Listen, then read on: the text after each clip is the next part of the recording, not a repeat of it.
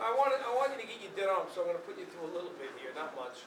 I want right hand slow, left hand round, and right hand. And I want it to come boom, boom, boom.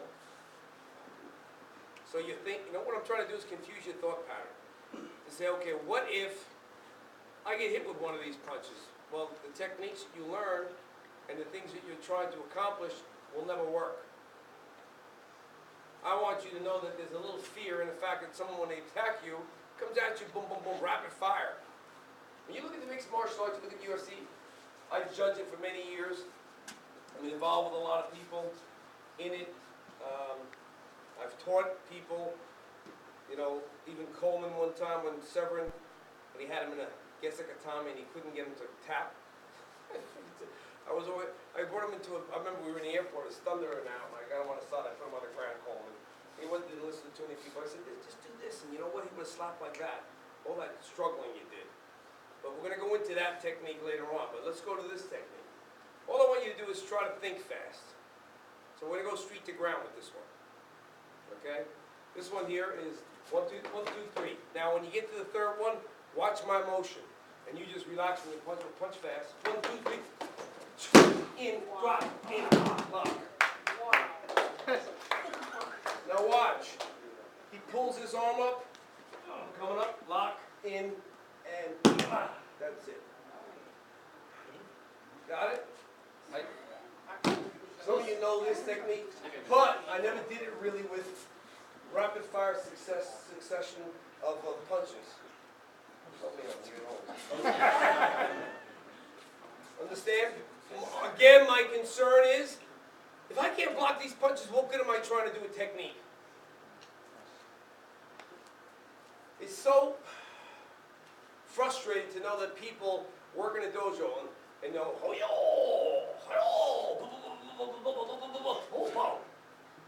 that ain't gonna happen. In a realistic situation, that does not happen. All the katas I ever learned when I was younger, when we practiced in the dojo, you needed to be able to put them into a format that related to combative movement, which we did. But we were still limited because we stuck with the kata. And some of us transferred some of the stuff.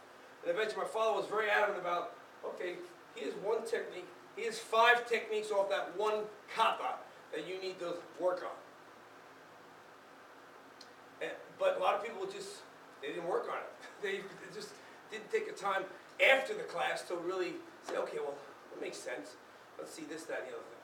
But in reality, a lot of my drills relate to what's real, what's not real. Can I confuse my brain a little bit? Can I see what this guy's doing? If he's doing 2 roundhouse punches, 1, 2, and then 2 uppercuts, boom, boom, and straight punch. No, straight punch, here, straight punch. Okay, I'm just showing you what you need to do is move your feet, move your hands. So I'm just giving you a drill. That's a drill. You did that last time to me too. So I'm trying to teach you a format that allows you to start practicing, and then later on, there is no format and you see things coming. Does that make sense? Yes, sir. But for now, let's just do, and that works like this, double round, 1, 2, 3, 4, no, 3, 4, relax. Boom, boom, boom, you're too tight, you're afraid, don't be afraid. It's 1, 2, 3, 4, 5, 6. Only feet, this is all sugiyashi, it's all technique that deals with hand and feet movement. Now the first 4 I really don't need. You see where I am here? And then I can fold it up, whatever I want to do. But if I can't practice those drills like that, I can't get better at my movement. Make sense? Sure. So let's stick with, again, the 3 punches. Slow, 1, 2, 3, boom. Okay, and then the throw, and going into that. Make sense? My most important is be careful with this because you'll knock the guy's head off. But relax. You're going to make mistakes. Listen, I never get mad at little mistakes like even that one. I don't get mad at it for one reason, because you know what?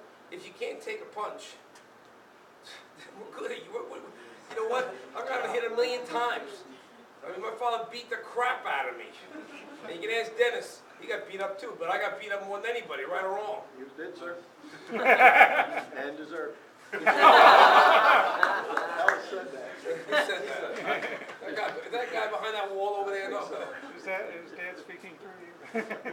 So, what it is how do I activate my speed?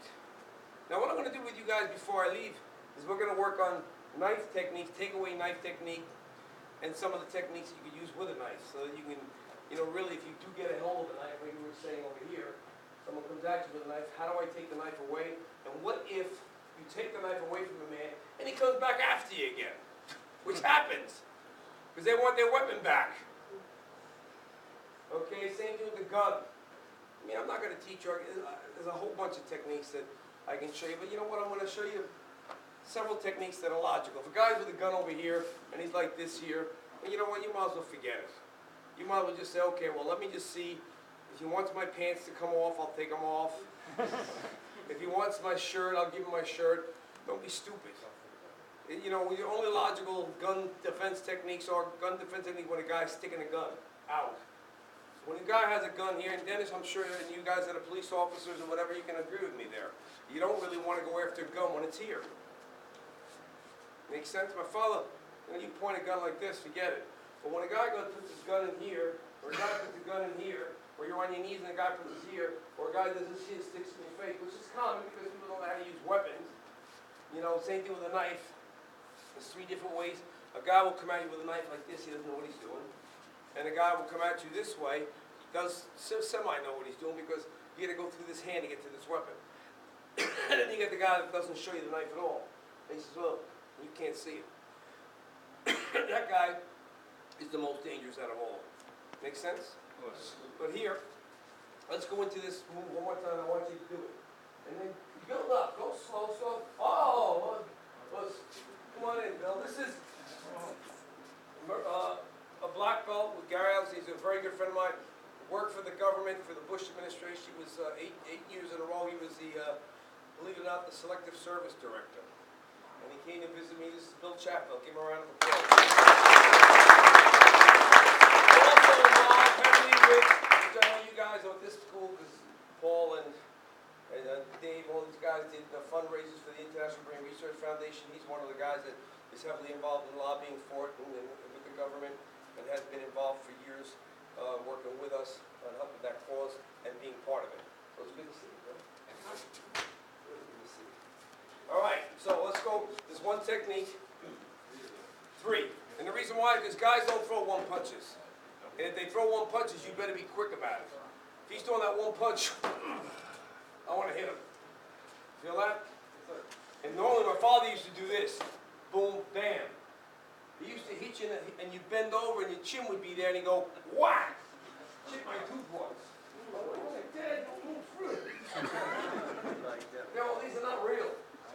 I hate to say it. I hate to say it because I wish they were. Anyhow.